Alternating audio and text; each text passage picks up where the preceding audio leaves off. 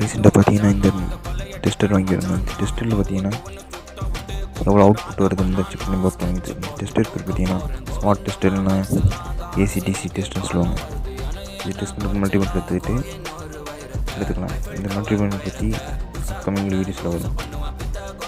எடுத்து black colour வேறு எடுத்து காமனில் போட்டுக்கணும். அது 3rd ஹோல்ஸில் போட்டுக்கணும். சேஃப்ட் வயர் எடுத்து செகண்ட் ஹோல்ஸில் போட்டுக்கணும். மேலே இருந்து கீழே செகண்ட் ஹோல்ஸில் போட்டுக்கணும். இந்த வோல்டேஜ் பார்த்தீங்கன்னா இல்லை இருக்குல்ல ஹை வோல்டேஜ் வைக்கணும். அதாவது 750 வைக்கணும். அதாவது ஏசியில் வைக்கணும். ஆல்டர்னேட்டிவ் கரண்டில் ஏசியில் வைக்கணும் 750. தப்பு இல்லைன்னா மரக்கட்டை வந்துட்டுக்கணும். மின் தடை மின் எலக்ட்ரிக்கில் வந்து கடத்தாமல் பார்த்துக்கணும். ஸ்விட்ச் ஆஃபில் இருக்கணும். நான் ஆன் பண்ணி வச்சுட்டேன். அது பிரச்சனை இல்லை. இப்போ பார்த்தீங்கன்னா 250 வோல்ட் கிடைக்கிது. 240 வோல்ட்டுக்கு கிடைக்கிது. இந்த மல்டிமீட்டர் எப்படி யூஸ் பண்ணணும் அதை பற்றின வீடியோஸ் வரும். அது பாருங்கள். 240 வோல்டேஜ் கரெக்டாக கிடைக்கிது. பார்த்தீங்கன்னா இப்போது டெஸ்டரில் எவ்வளோ வோல்டேஜுக்கு வருதுன்னு பார்க்கலாம்.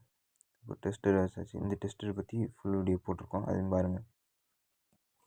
டெஸ்டரில் யூஸ் பண்ணும்போது 17 வோல்ட் கிடைக்கிது. இப்போ 17 வோல்ட் கிடைக்கிது. கரெக்டாக அக்யூரேட்டான வேல்யூ பார்க்கலாம். நான் ஒரு பார்க்கலாம். இது வந்து 17 வோல்ட் தான் கிடைக்கிது. அதனால் 200 வோல்ட்டில் போட்டு வச்சோம்னா 17.3 அந்த மாதிரி கிடைக்கிது. 17.3 அந்த மாதிரி கிடைக்கிது. நம்ம இந்த டெஸ்டர் யூஸ் பண்ணும் பொழுது கம்மியான வோல்டேஜ் வருதுனால தான் நம்மளுக்கு ஷாக் அடிக்க முடியுது. டேரெக்டாக பார்த்தீங்க கை வச்சிங்கன்னா ஷாக் அடிக்கும். இது டெஸ்டர் யூஸ் பண்ணும் பொழுது ஷாக் அடிக்க முடியுது. இதனால தான் எல்லாம் இந்த டெஸ்டர் யூஸ் பண்ணுறாங்க.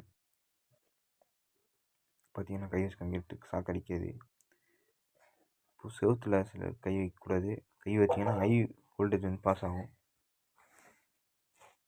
ஒரு டெஸ்டர் குளராக இருந்தால் உங்கள் மேலே ஷாக் அடிக்கிறது வந்து அப்படி ஸ்ப்ரெட் ஆகும்.